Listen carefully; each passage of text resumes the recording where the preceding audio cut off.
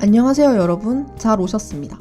저는 다우 여행사의 다크투어 전문 여행 가이드 임선년입니다. 참, 다크투어는 전 세계 비극적인 역사와 잔혹한 참상이 벌어졌던 현장을 찾아가고 교훈을 얻는 활동을 의미합니다. 우리는 전 세계 온갖 뉴스를 접하며 살아갑니다.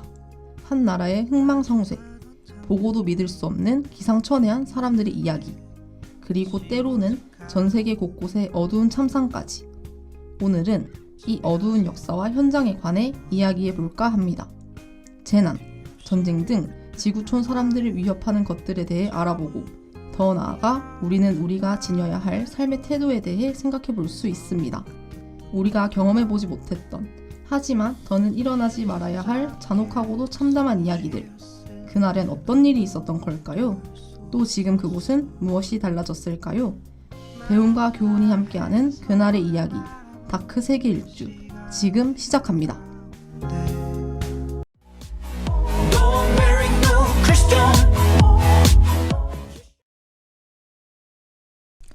여러분, 우선 오늘의 다크 투어 일정에 참여해 주셔서 감사드립니다. 일정을 시작하기 전 오늘 방문할 장소에 대해 간략히 소개해 드릴게요. 오늘은 한 곳을 방문할 예정입니다. 바로 보스니아입니다. 보스니아라는 나라에 대해서 잘 아시나요? 보스니아는 유럽 발칸반도 서부에 있는 나라입니다.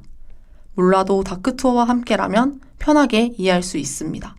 그날의 이야기, 오늘의 주제는 바로 보스니아 내전과 제노사이드입니다. 저희는 평화 속에 살고 있지만 세계 각국에서는 각자의 이득을 취하기 위해 전쟁이 빈번하게 일어나고 있습니다. 2022년부터 전쟁 중인 우크라이나와 러시아처럼요. 하지만 꼭 전쟁이 국가와 국가의 다툼만은 아닙니다. 오늘의 투어에서 저희가 여행할 것은 민족 간의 전쟁에 대한 이야기입니다. 1980년 후반에 사회주의가 무너지던 시기에 위기를 맞은 연합이 있었습니다. 슬로베니아, 크로아티아, 보스니아, 세르비아 등 여러 국가가 포함된 유고슬라비아 사회주의 연방공화국입니다.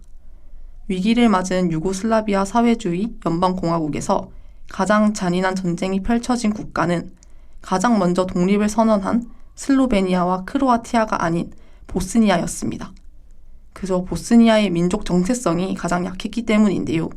타국들과 달리 보스니아는 같은 민족이 아니라 이슬람, 가톨릭, 정교회 신자로 이루어져 있었습니다. 즉 보슈나크계, 크로아티아계, 세르비아계 신자들이 한 곳에 혼혈로 뭉쳐있던 국가였습니다. 표기하는 문자만 다르지 언어는 같았고 그들을 구분할 것은 오직 종교뿐이었습니다. 이것이 이후에 패착이 되었는데요. 몰락의 수순을 겪는 유고슬라비아 연합의 전쟁은 자신의 종교가 아닌 타 종교에 대한 학살로 이어졌습니다. 1989년 동유럽 협명에 따라 민주화 조치를 단행해 총선을 시행했습니다. 그때 보스니아의 알리아 이제트 베고비치의 이슬람이 가장 많은 표를 받게 되고 이는 전쟁의 시발점이 되었습니다. 이후 슬로베니아와 크로아티아가 유고슬라비아 사회주의 연방공화국에서 탈퇴하면서 눈치를 보던 보스니아에서도 탈퇴를 위한 목소리가 커지기 시작했습니다. 이후 살벌한 신경전이 펼쳐지기 시작했고 1991년 전쟁이 발발했습니다. 전쟁 초반은 크로아티아계와 보슈나크계가 힘을 합쳐 세르비아계에 대항하는 양상이었습니다.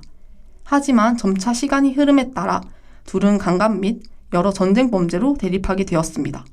이후 크로아티아계가 국가를 만들고 보슈나크계에 통일할 것을 요구했지만 보슈나크계는 거절합니다.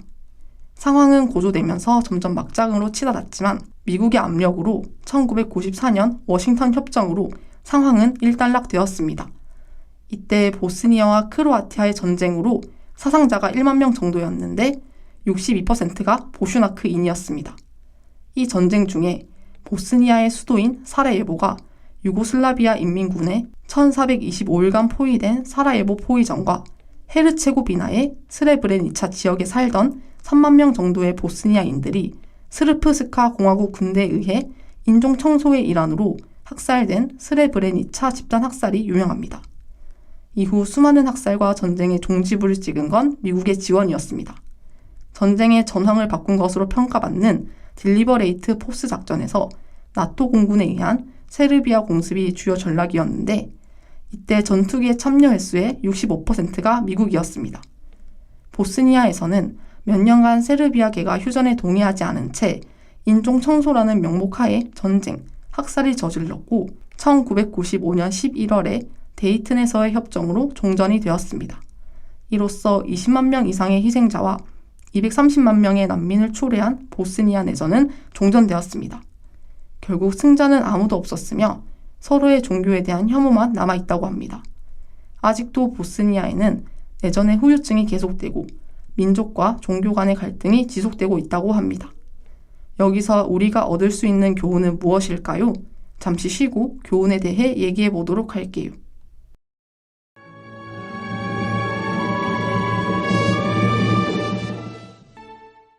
쉬는 동안 노래 하나 들려드렸는데 혹시 이 노래 아시나요?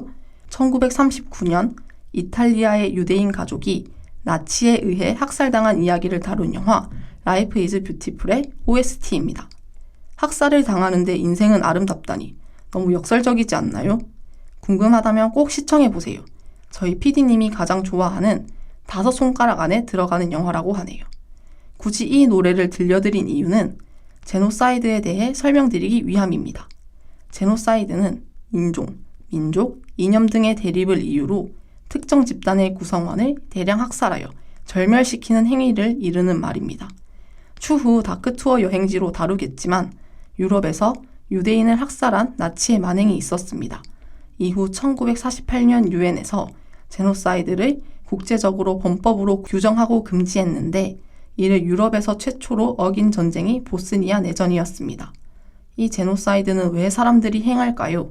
현대에 이르러서 불교 신자가 기독교 신자를 죽이지는 않잖아요.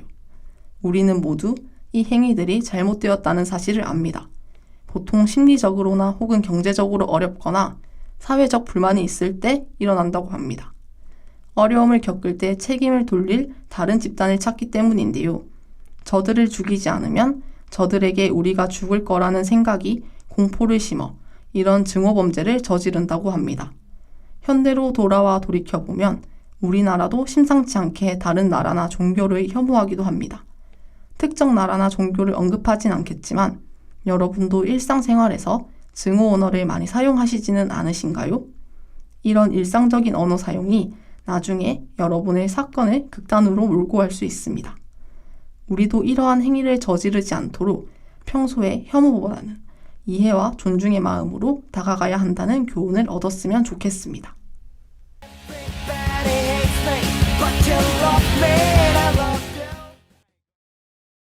네, 그날의 이야기 잘 듣고 오셨나요? 오늘은 세르비아계 스릅스카 공화국 대통령인 카라지치의 이야기를 해드리려고 합니다. 일명 발칸의 학살자라고 불리는 그입니다. 카라지치는 보슈냐크인과 크로아티아인에 대한 대학살을 주도한 전쟁 범죄자입니다. 마찬가지로 제노사이드의 비참한 예라고 할 수 있겠네요.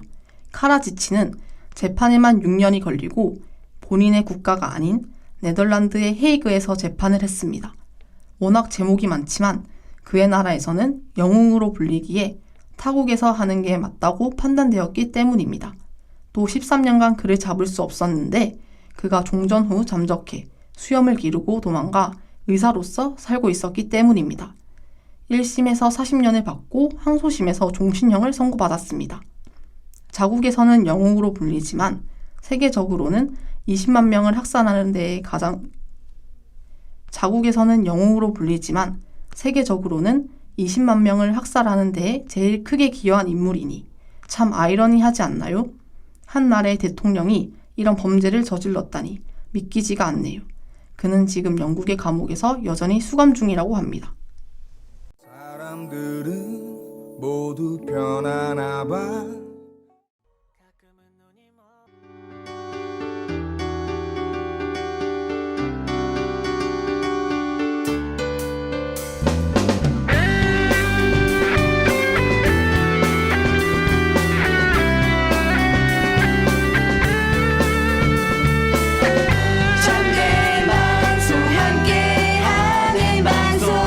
우리들의 소리 동아대학방송 청대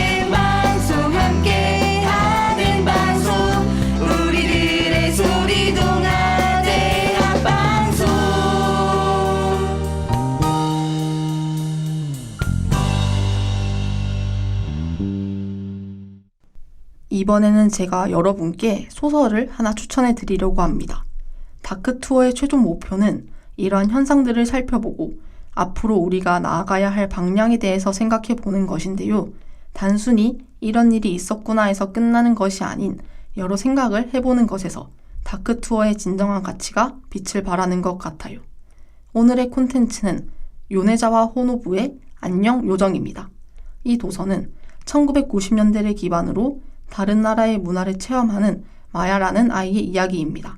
이 소녀는 유고슬라비아 출신이며 핵심 내용만 미리 알려드릴게요. 마야가 해외에서 귀국을 하려고 할 때는 한참 전쟁이 심했던 시기였어요. 마야의 마음을 느낄 수 있는 대목이 있는데 우리 유고슬라비아 사람은 계속 태어났습니다. 20년?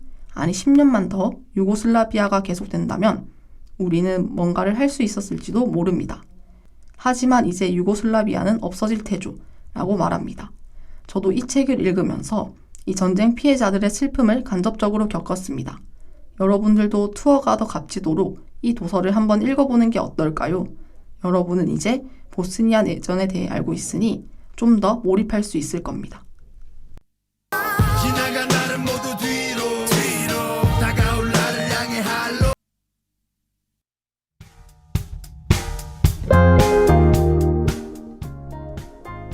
오늘의 여행, 유익한 시간을 보내셨나요? 오늘은 보스니아의 안타까운 내전이 왜 일어났는지, 또 제노사이드는 무엇인지에 대해 알아보았습니다. 여러분이 일상에서 사용하는 혐오 언어를 사용하는 습관이 더 크게 변할 수 있음에 경각심을 가지는 하루가 되면 좋겠습니다. 서로 이해하고 존중하는 마음을 가져보아요. 다음 화에도 의미 있는 장소를 소개해드릴 예정이니 기대해 주시고요. 느낀 점이 많은 여행이 되었으면 좋겠습니다. 그날의 이야기, 다크 세계 일주를 다시 듣고 싶으시다면 유튜브와 다우미디어 센터 홈페이지를 방문해주세요. 지금까지 제작과 송출의 김승우 PD 수고 많으셨고요. 저는 그날의 이야기, 다크 세계 일주의 여행 가이드 임선현이었습니다. 안녕.